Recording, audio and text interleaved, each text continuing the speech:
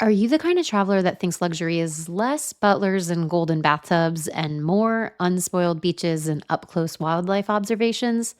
Are you looking for more out of your travel experiences, like how to contribute to the longevity of the destinations that you love? In today's episode, you will learn from Nicole Robinson of andBeyond how you, as a traveler, can make your mark on this world in a positive way. Hello, hello, my friends. Welcome back to the pod. I'm so grateful you're here with me today. We're going to jump right into this episode because you are going to learn so much from Nicole Robinson, who is the Chief Marketing and Sustainability Officer of andBeyond. andBeyond has been an incredible friend and partner of the podcast this year, and I'm thrilled that you have an opportunity to learn from Nicole. andBeyond has been a leader of sustainable travel for 30 years, and Nicole and I discuss the ins and outs of true sustainable, impactful travel in places like Africa, Asia, South America, and Antarctica, like truly the world's wildest places. And she also shares how you as a traveler can contribute to making the world a better place as you travel and explore. You have so much more of an impact than you realize. And I know that since you clicked on this episode, leaving the world a better place is on the top of your priorities as a traveler. So this episode will serve up some big aha moments for you. Ready to get started? All right, let's go. All right, here we go. Welcome to the Transform with Travel podcast. Thank you so much for joining today. Over the last few weeks, we've been sharing all things sustainable travel, things like destinations, lodging, tours, products, all the things.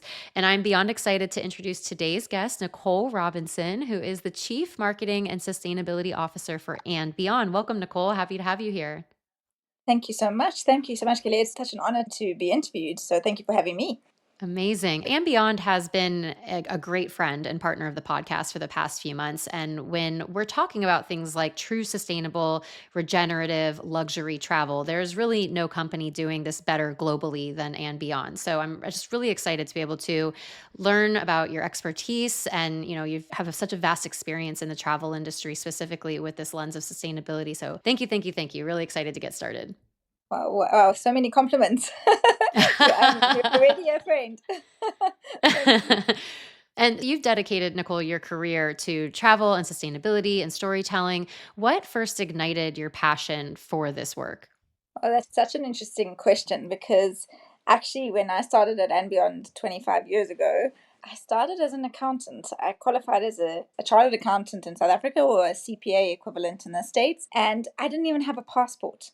So I was intrigued by travel but had no reference for it at all. And if you had said sustainability, I probably didn't know anything about that either at the time. And so I think it's quite interesting because when you look back, you can sort of see your path. But if you had said to me that at that stage, like 25 years later, I would have traveled to over 32 countries, I probably would have laughed at you at that stage. And my first experience of using my passport, actually getting it, was to be commissioned to the small, at that stage, little town of Arusha in the middle of Tanzania to get our company's base there ready for audit. So, not really glamorous travel at all. But during that trip, we had a few visa issues or issues with immigration. We were four accountants traveling together. So, we had some issues with immigration. We were actually deported. So, my first time I used my passport, I Oh my wasn't gosh. able, I have this like deported stamp in it. And luckily, at that stage, there was only one flight a week. So we had to just wait and check in at immigration. And we eventually it landed up being cancelled anyway. And I stuck my yellow fever certificate over that page and filled up that passport with stamps. But during that 3 weeks that I was in Arusha, I had contact with Les Carlisle. Now, Les Carlisle was probably our employee number one. So I joined andBeyond in 1999. He was there from the very beginning in the early 90s, like 1990, 1991. And he was responsible for rewilding our birth story of a Phinda Private Game Reserve. And he entertained me the whole night with stories of how they captured and translocated some of Africa's biggest mammals to this land and what this meant to the people living around it. And our whole model was basically unpacked in stories for me on that first dinner. And it just grabbed me. It grabbed me hard. And I've been very fortunate to have stayed in the organization for a long time, to have played very many roles in it, to seen it from all its different perspectives. And now I have the privilege of being able to tell its story, but I tell it confidently and I can sleep well at night because it's not just a story. It's also my story in some ways. My story and its story are quite intertwined. And I've experienced the proof points of that story. And so, yeah, I would never have said that I had planned for my life to be like that. Looking back, I'm incredibly grateful that this is how it's worked out. And I just celebrated my 50th birthday, and I've done Oh, a bit of reflection. congratulations. Yeah, and I've got some incredible wildlife experiences. As I was trying to make a list of my top ones, and there are so many that I've actually forgotten, like going through photos. It's the most incredible. Travel is a most incredible thing when a tool like anything. And my team always joke with me. Oh, I joke with my team. I say it's like, something is a spade. Like social media can be a spade.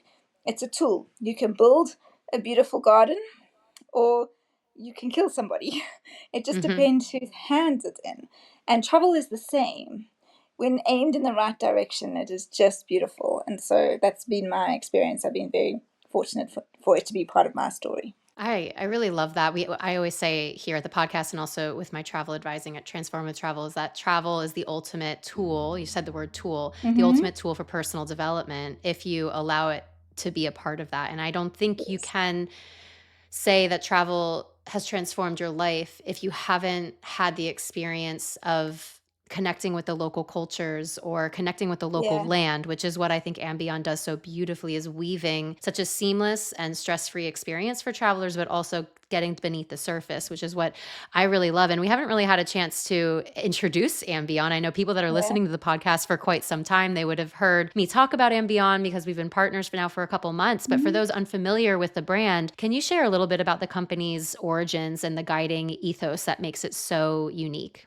Yeah, so I touched on it a little bit at the beginning. The company was formed in 1991, where our founder convinced our shareholders to purchase four derelict agriculture farms in South Africa, just as the country was in quite a lot of turmoil. It was just as Nelson Mandela was released from prison. The destination that these farms were based in was also on the cusp of civil war. There was lots of tribal fighting.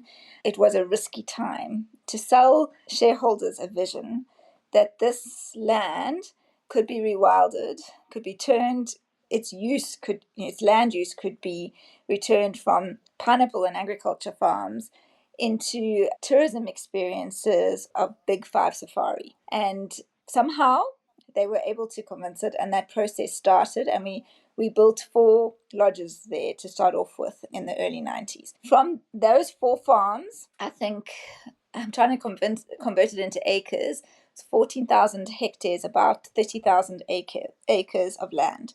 Now, today, that conservancy has been expanded to just over 72,000 acres. So it's doubled in size, and it's doubled in size by two accounts.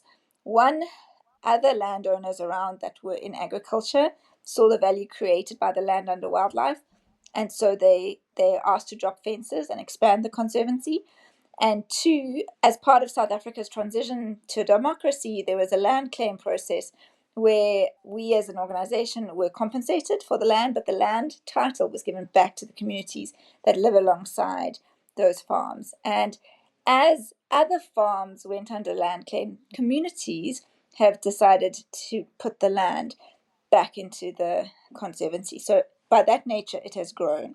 We've also been able to prove that through delivering low volume, high cost tourism experiences, we can have a model that funds our care of the land, wildlife, and people. So that impact Mm. model, or our business model of delivering extraordinary guest experiences, the experience cannot be compromised. It is a sustainable experience, but it is a luxury experience. Small properties, everything is included. The funds from that are then used to pay for the conservation of the land, to compensate our staff at a living wage, and to invest in our communities. And so care of land, wildlife, and people is our ethos. It's been our ethos since the very, very beginning. So we are in business to deliver extraordinary experiences that leave our world a better place. And yeah, so 30 years later, we have a portfolio of 30, calling them sanctuaries because they're a combination of lodges and yachts. So it's difficult to call them properties because we have a combination of lodges, camps, and expedition yacht. And we are on 3 continents. So we are through sub-Saharan Africa.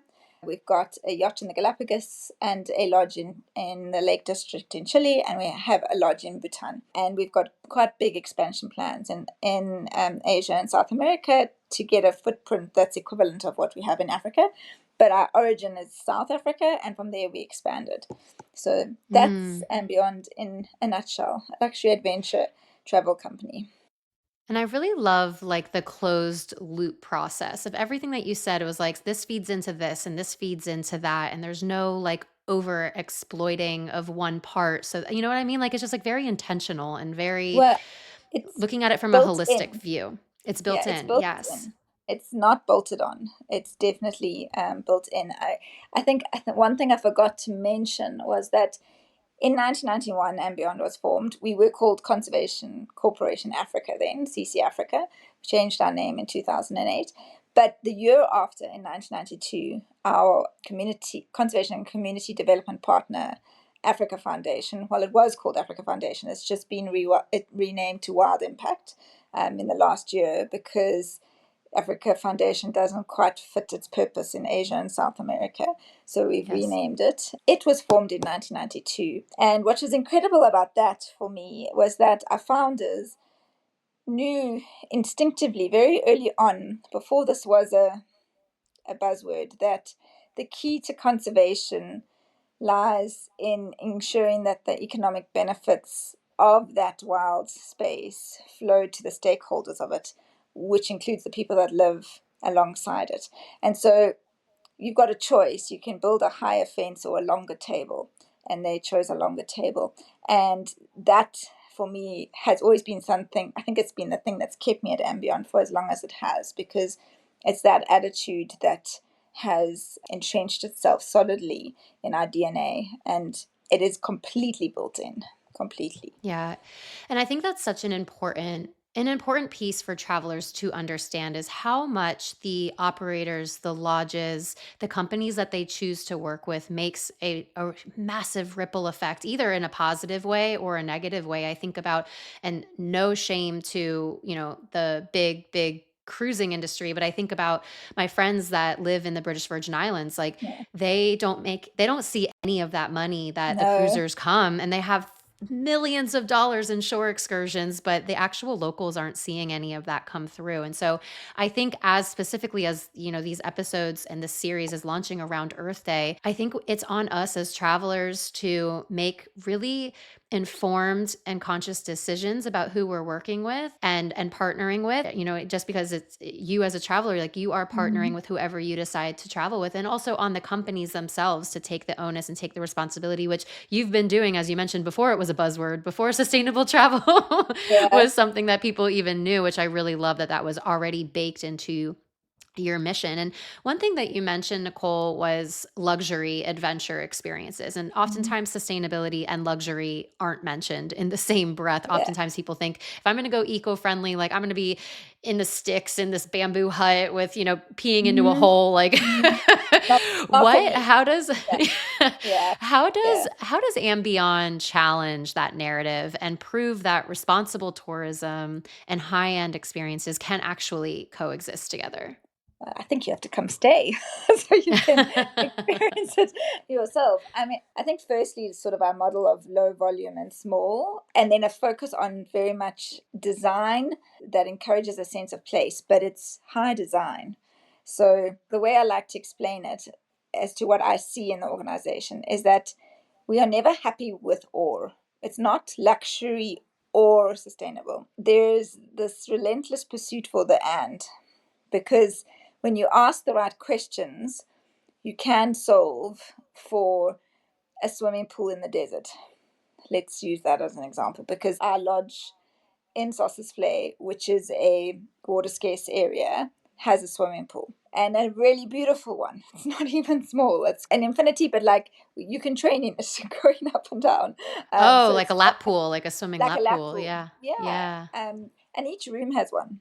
So not like one pool, it's each room has one. So that's the ultimate luxury, water in a desert. But we've done quite a lot of due diligence in terms of the aquifer that sits underneath that desert. There's a borehole that comes up, and then a huge investment in a recycling. So the water that all goes through a plant. So the water is used and reused and reused, so that the amount of water we use is actually really little for the amount that we have. So the whole time the question is, where's the and? What's needed to solve for both? It's not perfect. Sometimes luxury wins and sustainability loses. Sometimes sustainability wins and luxury loses. Like some guests really want still a plastic bottle. They want to see their water bottle opened. And we've got water treatment plants at each one of our lodges, and we've got bottled water. But sometimes the guest really wants the the water bottle. So we're now trying to figure out how we solve for that, where we can get glass from. In some places we can, in some places we can't. Mm-hmm. We're trying to Mm-hmm. solve for it, but that's an example. And then it comes down to that 80-20 rule, because sometimes we can go too much for perfect and make zero progress. And so it's looking about choosing your shots and making sure. But the guest experience is the heart. Without that, there's no, the golden goose is dead. Then the area at stake is actually much larger than the one small issue that we're trying to solve. Because our whole Mm-hmm. purpose there is to make sure that we ensure that the wild spaces we operate in and that the cultures that we work within are conserved. That's the main goal. And so the whole time it's weighing off the trade-offs. It's a relentless pursuit of and where and can't be solved, then it's looking at the difference. But I do think we've been able to. It's definitely not perfect, and if you're looking for holes, you will find them because they're everywhere. And anybody who says that this is perfect, that it's all luxury and all sustainable, would love to see that. But I think that there are ways to make significant inroads and hold both at the same time. I also think it's recognizing that it's not for every type of traveler, and that's okay. And or Mm-hmm. that those moments where maybe it doesn't match up to the exact luxury that one client is looking for, that there's the education piece as to why, and that could change their whole life. And so Yeah. it's being okay with the Oh, friction point almost. absolutely. I mean, that's an incredible point, because sometimes you will find an expectation from a guest that comes out of just an assumption that this is the way things are, that you could get this here, or this is the way it works. And in not meeting that expectation and explaining why, you absolutely open their eyes to, oh my goodness, I didn't even know that. Like, and then they Mhm. go away a little bit different. You just find a huge disconnection. People don't know the where food comes from sometimes. So like, yes, we might not have the specific type of fish that you want on the menu, or we might not have fish at all because we're inland, and that's just, it's not appropriate, and that might not be to the guest satisfaction. But then there is a process of explanation that can make them think a little bit differently about Yeah. where they're eating when Yeah. they get. It's a tightrope that you have to walk and Yeah. balance Yeah. everything.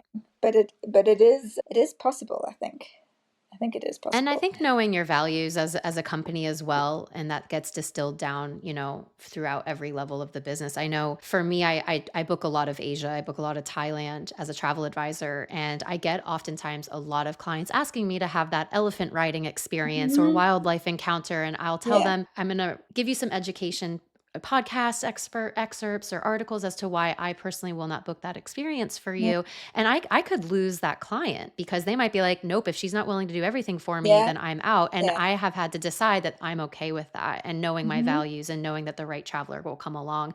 Something that you mentioned though, Nicole, was that community and the culture piece, and community development is like it's the core of your business. Can you Yeah. share some standout examples or some projects that you know of that have created a lasting impact, either let's say like from a wildlife perspective or from a local community's perspective? So this is one that's probably it's been in my frame of reference probably for the last 3 or 4 years, probably just as we come out of COVID. And I think this one is interesting because it's a reflection on the community's observation of what happens when you consume natural resources. So in Kenya, we have two properties that are adjacent to the Masai Mara National Reserve. And in a buffer zone around that reserve, there is a forest called Enwakweri, which was a large forest of which 25% of it is remaining. And the reason for its decline is that in the early 90s, the Kenyan government gave land title to the Maasai. Now, the Maasai used to be a nomadic tribe. They used to move their cattle around based on grazing areas, and then they gave them title. So the thing important to Maasai are their cattle, that's their wealth, and their children's education. And the resources that they have available to fund those two things were the trees on their land, because they can convert it into charcoal, or they could convert their little homestead into agriculture, where they could either farm it themselves or they could lease it. And so as a result of economics, because you or me would want to do the same thing, we have the same things that are important to us, and you have to find a way to pay for them, and you're in the middle of nowhere. So the economic opportunities are not of few and far between. The trees go cut down. So in the early to mid 2000s, some of the community started noticing a change. They noticed a change in weather. They noticed a change in some of the invasive plants that were coming up after the trees were cut down that were making their cattle sick. And they formed a trust. So they made this observation themselves, and they formed a trust where they took to commit to not cutting down the trees on their stand, and they looked for partners to try help them come up with alternatives for that. And so Wild Impact, our development partner, and ourselves as the lodgers there, have partnered with this trust in the last 4 years. It took a long time for that trust to be formed, and I think it was just around 2021, 22. They've had a large growth in recruiting landowners to join the trust, to sort of commit to not cutting down their trees. And so now we've joined with the support of small business development, sort of micro entrepreneurial skills, with beekeeping and ladies' crafts, and we have started a tree nursery to help sponsor the reforest of it. But for me, and this will be a long-term project, so this one is probably in its infancy, but for me, this is the people that live there that probably will experience the brunt of climate change, saying we have to do something different. And then this is a great example of partnership, a non-profit, other for-profits in the area supporting a tourism-led model for them. So we've set up camera traps in the forest that still exist. We've seen some really interesting animals. There's some ground pangolin that have been observed. There's a pangolin project going in there. It's an elephant nursery, so the elephant from the Mara often come out. They have their babies in there and go back. So we're doing some interesting research as a way to sort of maybe formally protect some of it. We've been able to develop some experiences that take guests into the forest, so that for a walk, for a lunch, so that there can be alternative income generation. There's employment being generated because there's rangers coming in. And so, but it's a collaborative project started by the community identifying the need. And that for me, it was really, really something, given the world that we're going into going forward.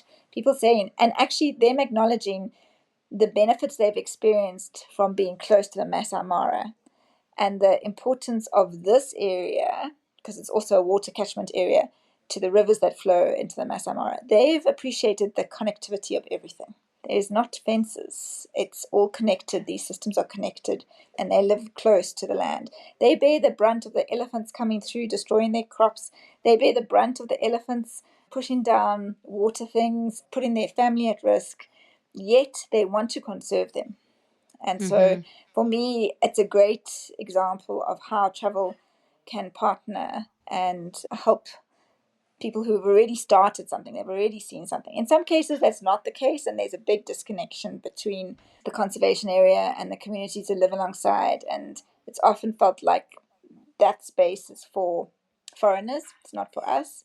And so there's a big piece of work. So this is a gritty thing, but I think we're learning and we're getting better, and surveying is a good start to understand where we're at and whether we're improving or getting there. But Mm. some people aren't even asking the question. So Yeah, well, that's it. I really appreciate the long-term approach, and I think because you have been at it for 30 something years now, that there is that foresight of the time that it takes. It's not a quick win. It's not for to slap a greenwashing label on your brand. And I love the community-led piece of it. It's not mhm. some, Western brand coming in and Yeah, saying, "We know what's yeah, best," or researchers coming in saying, "We know what's best." It's listening to what is your actual need, and then how can we help you? yeah. That is the core tenet of the foundation's methodology. It's always with, it's never for. That Mhm. preposition is very, very important. It's Mhm. community led through and through. And just to echo the long term, a lot of our properties we either own or have a long term lease. So there's nothing quick or short about anything. And our foundation will not go into a community if they don't think it's some place that they can be for a long time. They don't just come in and fix one water borehole and then leave. It is a very considered framework. They call it the theory of change, where they look at social service infrastructure as like a foundation, healthcare, early childhood development, primary and secondary school. So that's their future foundations focal area.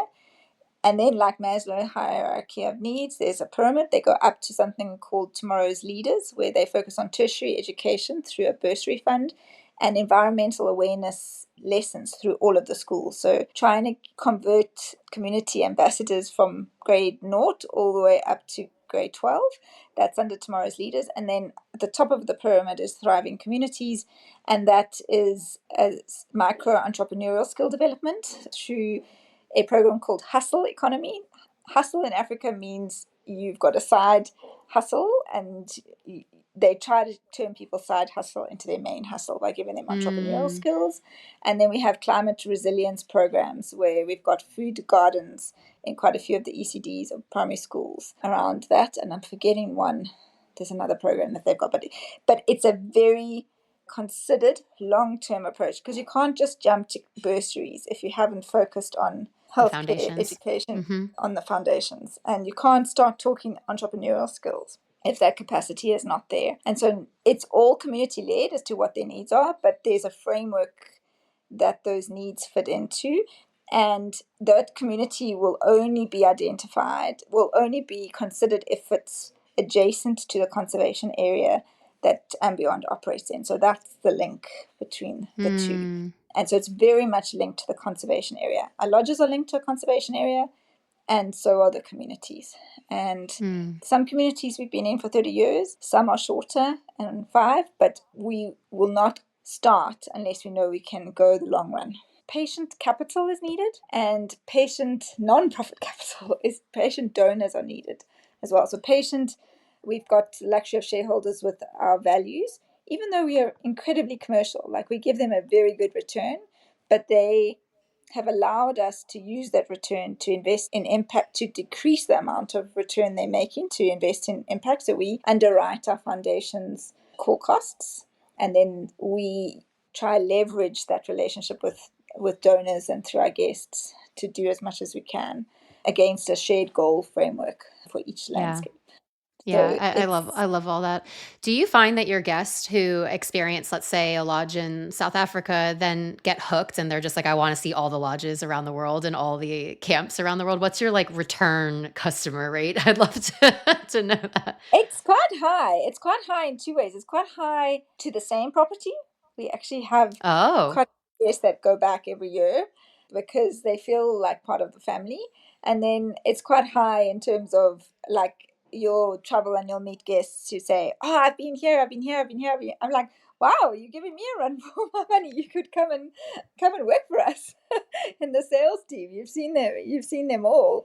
There, I still think, though, that's probably, we still have probably about 60% first time. It's the yeah. wildlife experience is a bucket list. It's a once in a lifetime, and then they'll try something else next year's. Having Asia and South America, we're hoping to increase that ratio as well, because then you give different experiences. Sossusvlei, Bhutan, and Vera Vera in Chile are more nature experience, not as much wildlife, but hiking volcanoes, mountain biking. Like, it's a little bit more active. Trekking in Mm, Bhutan, more culture. Sausage Flay, dune bike riding. So more, I don't know what you call nature-based activities, not so much wildlife-based activities. Although there's wildlife everywhere. You just need a mm-hmm. good guide to find it and interpret it for you. Because even in the desert, you can find the tiniest little golden mole, which is incredible to watch, like absolutely incredible, or some interesting reptiles or some amazing antelope. So you can find in Bhutan some incredible endangered birds, and if you're really lucky, a red panda. But it's not as common, and it's not the reason people go. But they are all places that need to be conserved in some way, and I think that's the luxury we have. I think as a mainstream hotel, like a city hotel, it's possible, you can do it, but it takes a lot of creative thinking to create that same connection with nature and your community in your region. But it's really possible. But in nature, it's like a stage Yeah. outside. It's beautiful. And it's something to be said about the science around what happens to your own biological markers of stress, your own nervous system when you're actually like immersed in that nature. And what I really liked what you Yeah, said towards the beginning of the episode, Nicole, was the design really having an emphasis on sense of place.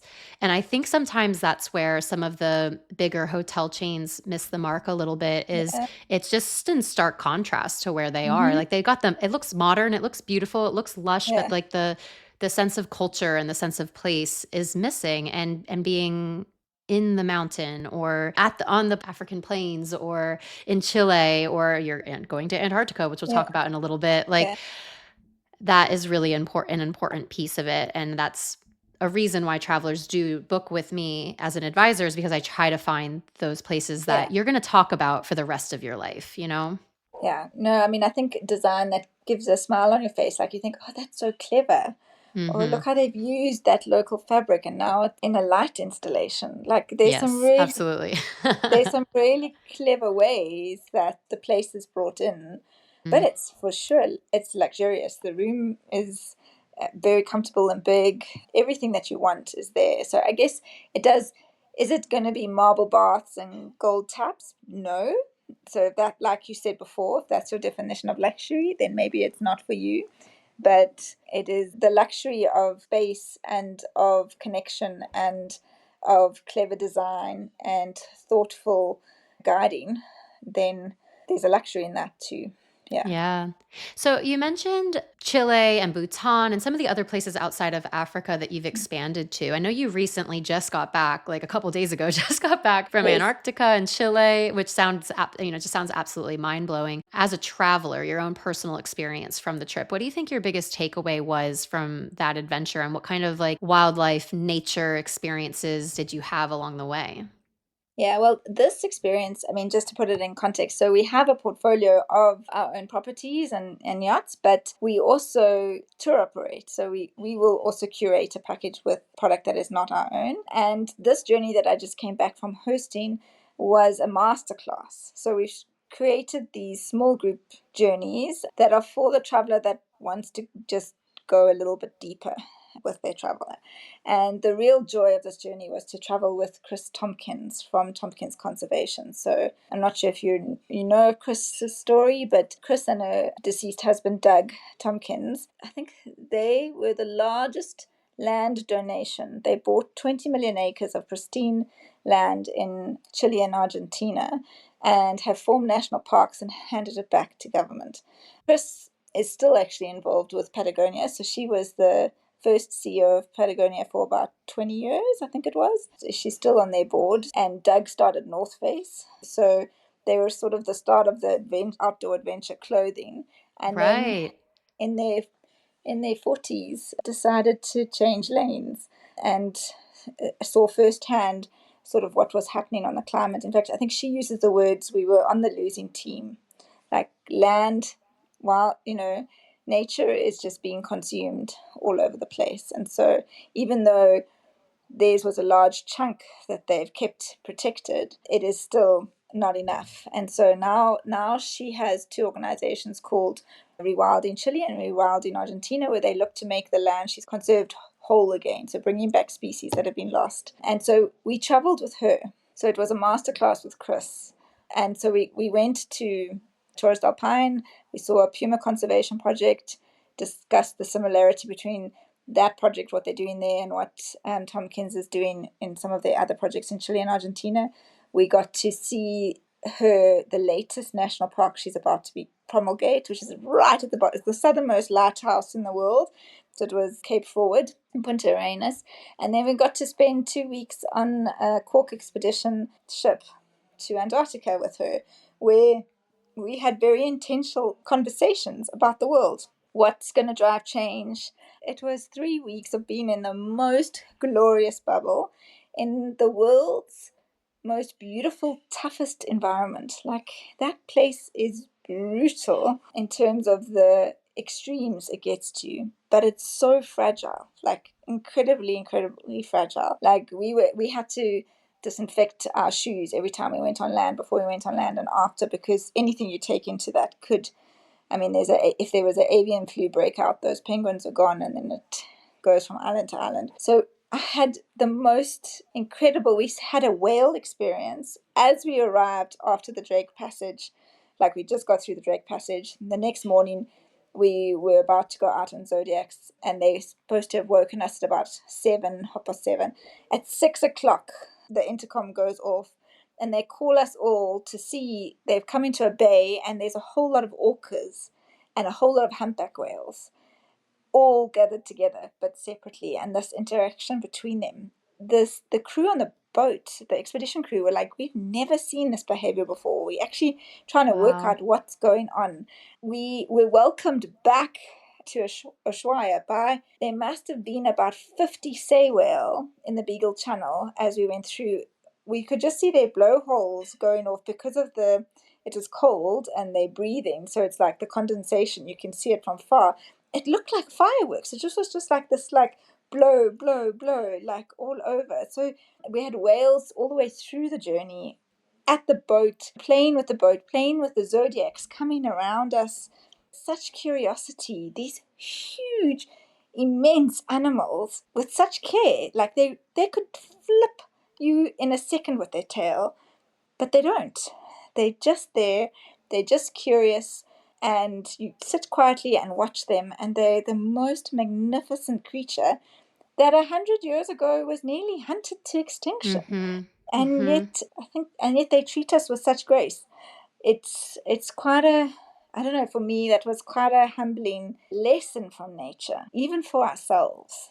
Everyone that I speak to that have had an experience in Antarctica has said it's Hannah Logan, who was just recently on the podcast. Yeah. She wrote a postcard to herself during that event, during that trip, and she said, "Whenever you forget the magic of the world, come back to Antarctica." And it's Mm-hmm. like, it seems like just one of those places that truly does transform you. And Beyond offers itineraries through Antarctica as well. Okay, just wanted to Yeah, make sure I got yeah, that. Yeah, yeah, we do. But we, awesome, yeah, we book through various different approved suppliers that we have awesome. traveled with ourselves and trust and have aligned values.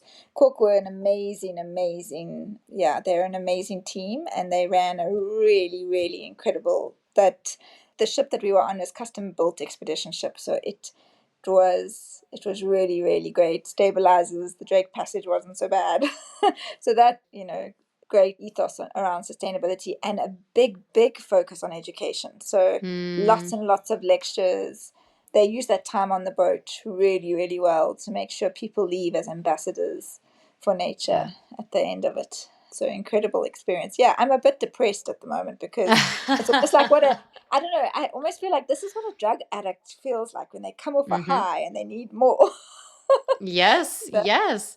that's Well, what I travel feel like. travel Yeah. totally like is like a dopamine dump afterwards. That's what the post-travel blues.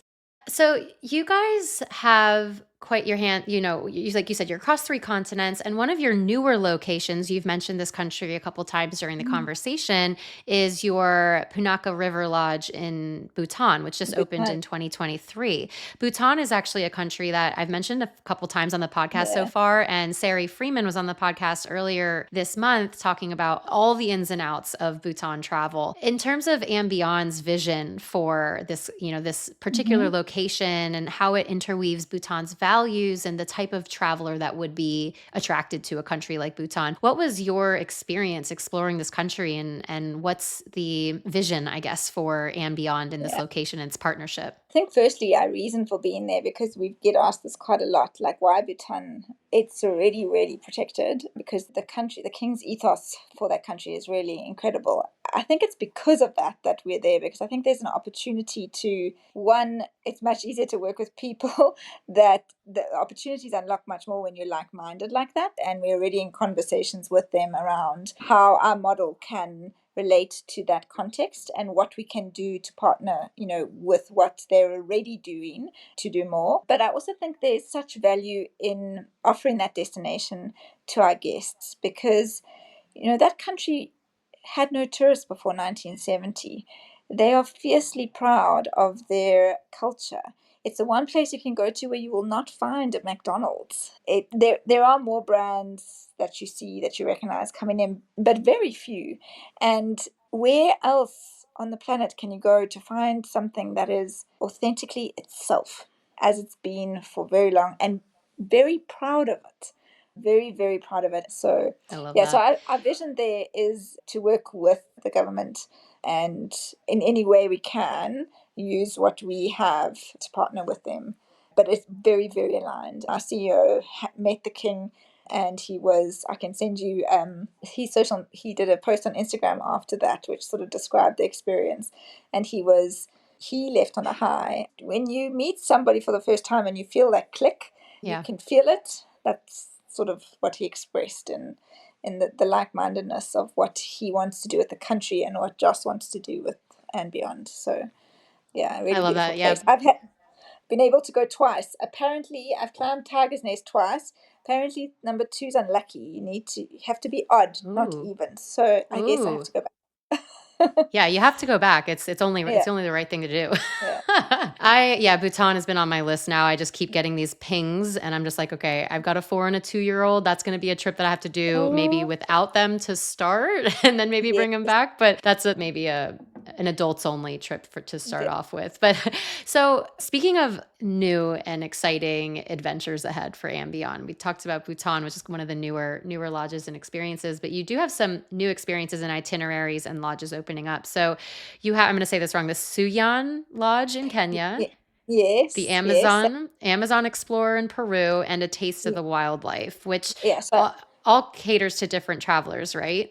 yeah, so Sian and the Amazon Explorer would be properties of ours, where the Taste of the Wildlife is that the journey that I just actually traveled on that I explained to you through Antarctica. Sian is a new destination for us. It's in northern Kenya, which is the Laikipia region, which is made up of more sort of private ranches that have been converted into conservancies. And so it's a different area in the country with very, very distinct wildlife. So, wildlife species, different species of zebra, different species of giraffe.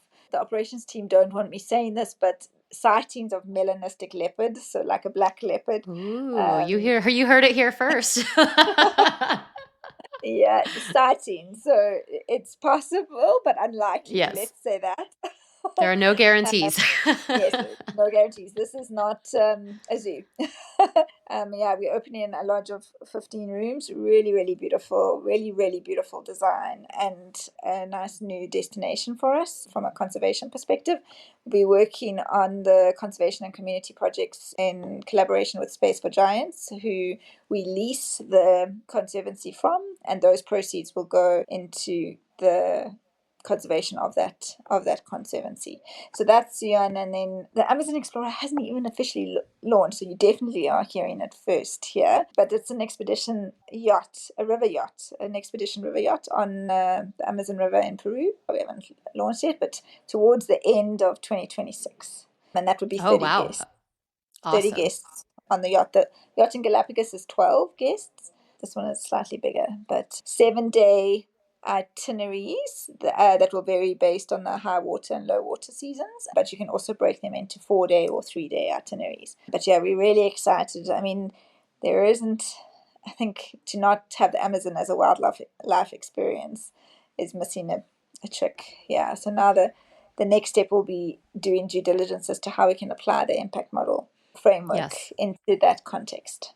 And my grandma in the 70s and 80s traveled when she got divorced with her widowed sister, and they went to the Amazon in like the 70s and 80s and did a river Wow. cruise through there. And I'm thinking it would be a vastly different experience. So I wish they had andBeyond back then. I know. No, I'm always like, I wow, would. it's very adventurous. Do they have photos? Can you see? Can you see what the I experience don't was? think I have I have a photo of her in Egypt, and I think that's the only picture I have Oh, of her travelers, but they used to do sister trips all around the world as, how amazing. single women in the 70s and 80s, which is just wild to me what they would have gone through to Very adventure and much so. explore. Thank you for sharing a little sneak peek of what's coming up for andBeyond. I know as a storyteller and, your job as chief marketing and sustainability officer, part of a major part, what I would assume of your role is shifting the way that travelers think about travel. And I'd love to kind of close the episode with this by if travelers could start asking just one different question before booking a trip, when they're looking at it from the lens of recognizing their own power and influencing the travel industry, if they could just ask themselves one different question, what would you want that question to be? I loved this question, and I had to think hard because I was like, only one question. Where can I go for an adventure of my dreams and have my visit contributing to the preservation of wild places and culture? I love it. That would be my Yeah. question. I think it embodies a little bit of the and. Don't compromise on the adventure of your dreams, but where can you go and who can you stay with to make sure that that adventure of your dreams also contributes to the preservation of those wild places and the cultures that live alongside them. I think that adds just a little layer, an extra layer of intentionality, because anyone can go have a bucket list, experience of a lifetime by just looking at an Instagram post and being like, yep, that looks cool. But you're not Yeah, actually digging beneath the surface of how is that trip actually contributing, and making yeah, sure that the place that you're visiting isn't going to get overrun and be over touristed and lose its connection to its culture. And I think that's something that andBeyond offers to travelers really, really well. We always end our episodes with rapid fire questions that I don't share ahead of time, but I'm actually okay, switching it up a little bit. I'm switching my questions up specifically to be andBeyond related. So we'll just okay, be like fast and cool. furious and see what comes up. Okay. What is your favorite andBeyond destination? Oh my goodness, I'll get in trouble for answering that. I'll just whisper. So we have an island called andBeyond Nemba, and Nemba Island. It's a tiny little island off Zanzibar, and it's a favorite because I've shared all of my significant wedding anniversaries there. My 10th, my 15th, my 20th, my 25th. So it's a personal favorite because of personal memories. So I'll say it that Oh, way. I But love that. it's a little bit of Robinson Crusoe, the ultimate barefoot luxury, but really, really close to nature. Turtle hatchings, dolphins that you can see from shore, very private, very exclusive, and some beautiful, beautiful reefs. And then you can also just lie on the beach and read a really, really good book. So Oh, sounds perfect. Adding it to the list. You're making my bucket list grow a lot I longer know. during this No, that's conversation. definitely it's definitely a bucket list. We've also just rebuilt the lodge. It's beautiful, really, really beautiful. Oh my gosh, I love it. And so the next question is, typically I ask what's your favorite like must-have travel products, but I'm going to put a different lens to it. What's your favorite travel product that helps you be more sustainable? So I always like, I mean, it's a little bit obvious. I'm sure everybody does this, but I travel with my own water bottle. And then from a friend of mine, in fact, she used to be the program manager for our Oceans Without Borders marine program. She always travels with a pair of chopsticks because then she's Okay. always got all cutlery with her. She never needs to take a plastic knife and fork if she's traveling somewhere through an airport or something like that. So that was something that I learned from her as traveling more sustainably, not using stuff that's single use as we go. And probably sunscreen would be the other one. And the brands are different wherever you go. And if you could give one piece of advice to travelers who want to make a positive impact while they're traveling, what would it be? Ask questions and keep an open mind. I think we discount that. We think that small changes aren't going to make a difference, but if everybody makes the same small change, it adds up and can make big difference. I'm always amazed at how quickly the world got rid of plastic straws. You have a voice as a consumer, and by asking questions, if anything, you get to learn. So that would be mine.